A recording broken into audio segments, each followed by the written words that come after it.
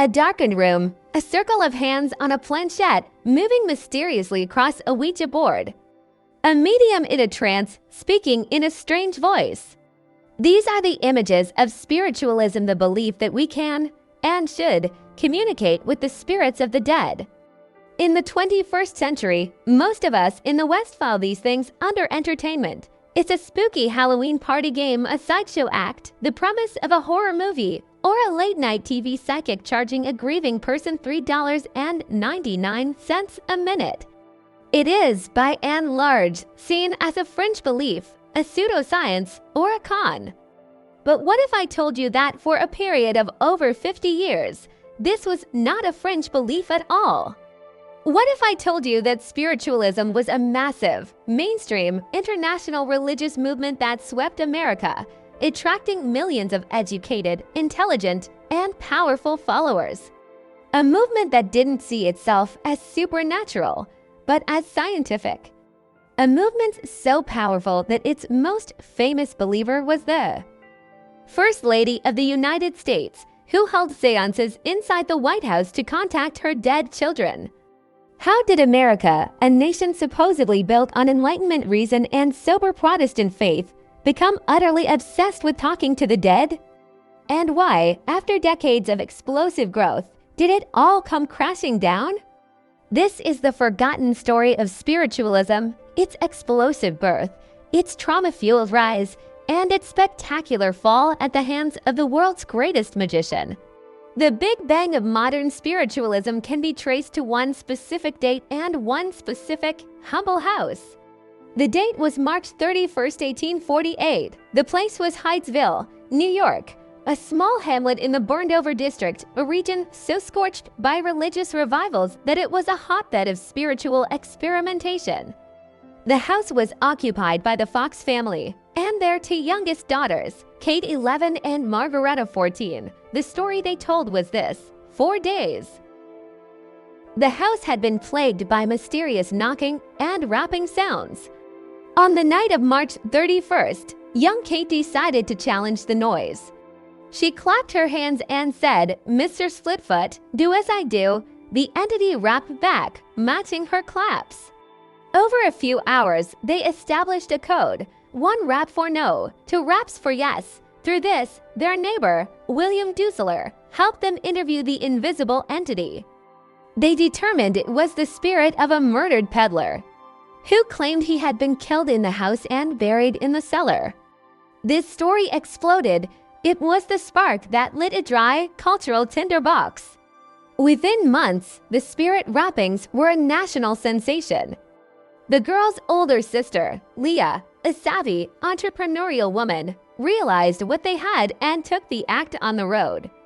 They sold out theaters in Rochester and then New York City, holding seances where hundreds of paying customers would ask questions of the spirits, who would rap back answers. The Fox sisters became overnight celebrities. But more importantly, they had created a replicable technique.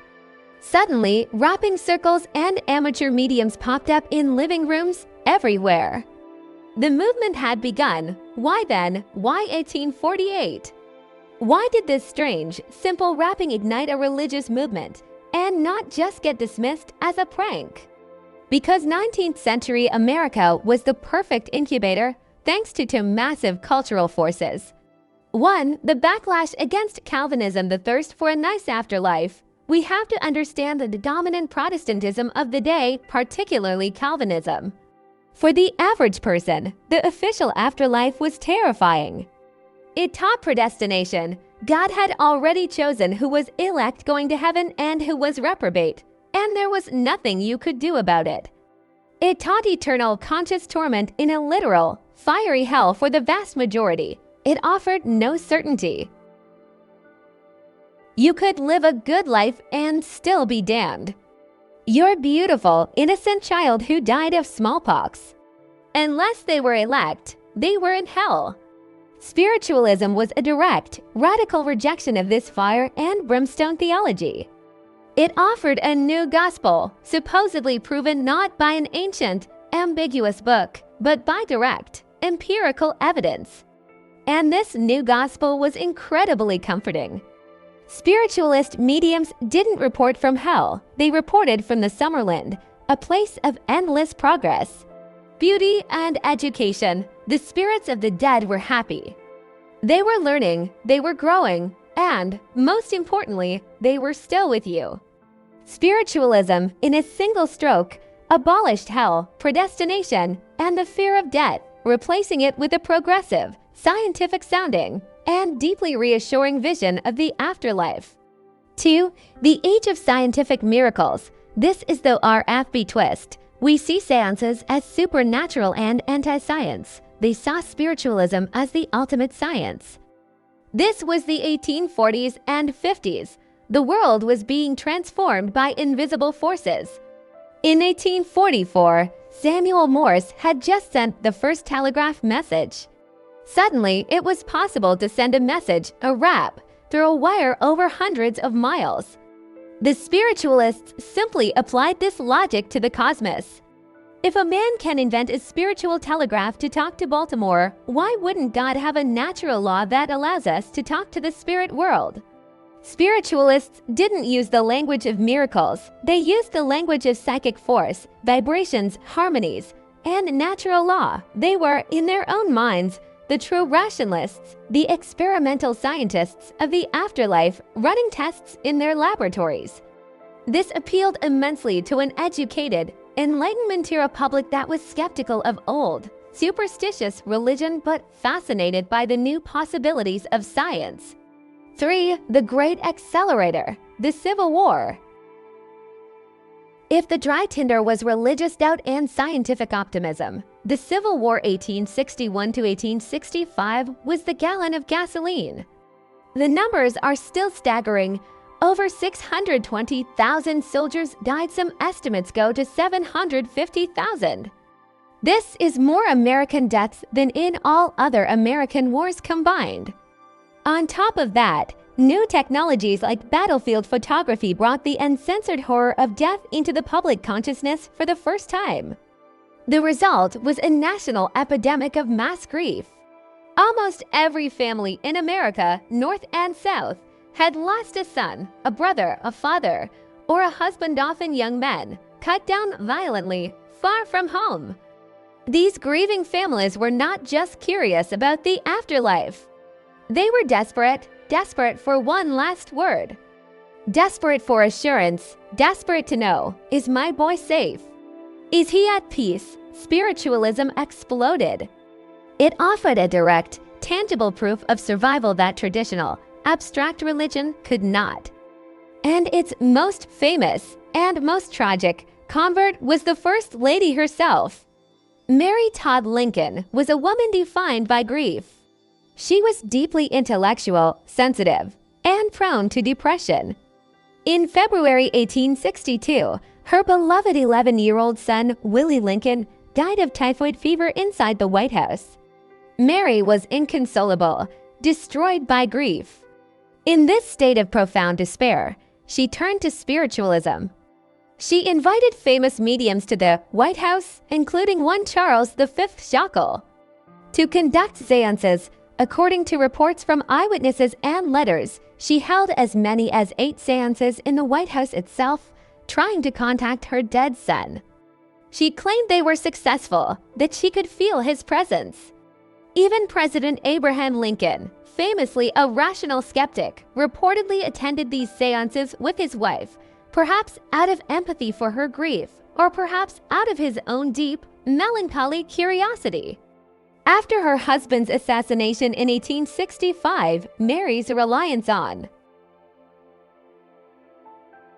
spiritualism only deepened. She commissioned a spirit photograph from the infamous spirit photographer William H. Mumler, which claimed to show her with the ghostly, transparent spirit of her dead husband standing behind her, his hands on her shoulders. The fact that the First Lady was practicing this in the White House is the ultimate proof that spiritualism was not a fringe, lower-class movement.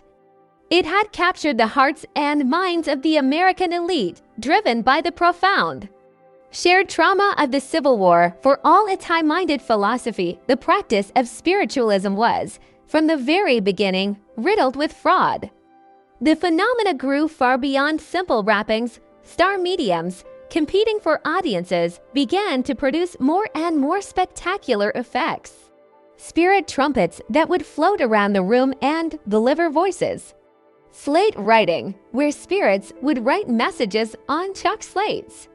Levitation of tables and sometimes the medium themselves. Spirit manifestations, where mediums would exude a strange, cheesy cloth-like substance called ectoplasm, which would supposedly form into the faces or hands of the dead. But who is best equipped to spot a trick? A magician. In the 1880s and 90s, magicians and investigators began to expose the methods. The most devastating blow came in 1888, when the women who started it all, the Fox sisters, confessed. Margareta, then an adult, held a public demonstration in New York. She took off her shoe, placed her foot on a stool, and, to the audience's astonishment, produced a series of loud, hollow raps. She explained that they had done it from the very beginning by cracking and popping their toe, ankle, and knee joints.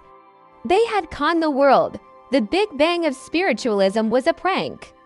The final, fatal blow was delivered by the greatest showman of the 20th century, Harry Houdini. Houdini was not just a skeptic, he was a grieving believer.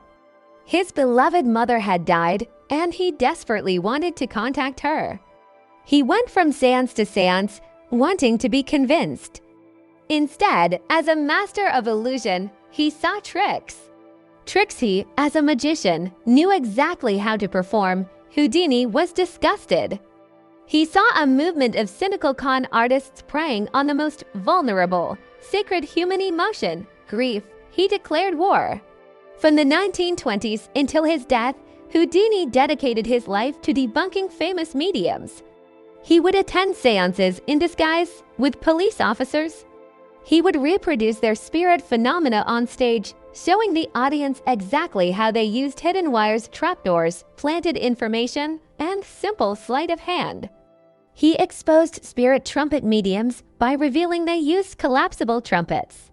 He exposed ectoplasm as nothing more than cheesecloth and egg whites, which the medium would swallow before the seance and then regurgitate in the dark.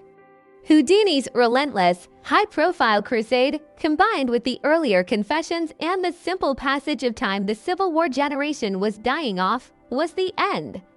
Spiritualism as a mainstream religious movement collapsed, retreating back to the fringes, its reputation in tatters.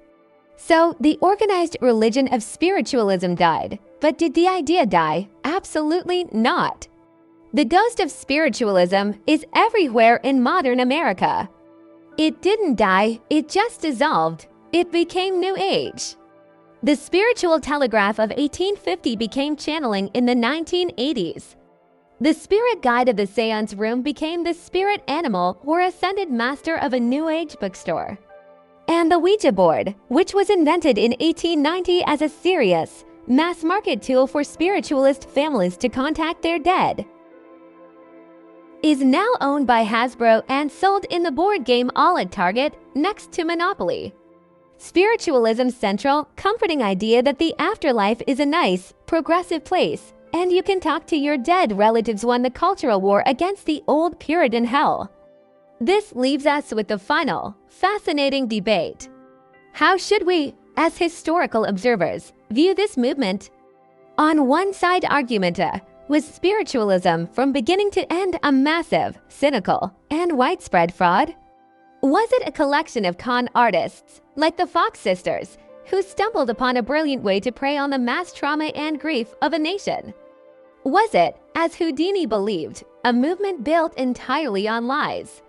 On the other side argument B, or was it a genuine, if chaotic and messy, spiritual quest? Was it a necessary cultural and religious revolution against a terrifying, unfeeling, older theology? Was it a mass psychological delusion, a collective wish fulfillment fantasy, created by the unbearable trauma of the Civil War? Or is it possible that, despite the rampant fraud, there was something real there, a genuine human search for connection beyond the veil that was simply hijacked and exploited by charlatans? What do you think? Let me know your thoughts respectfully in the comments below. If you found this deep dive into one of America's strangest and most forgotten religious movements fascinating, please hit that like_button and subscribe for more content that uncovers the real stories behind our beliefs. Thanks for watching.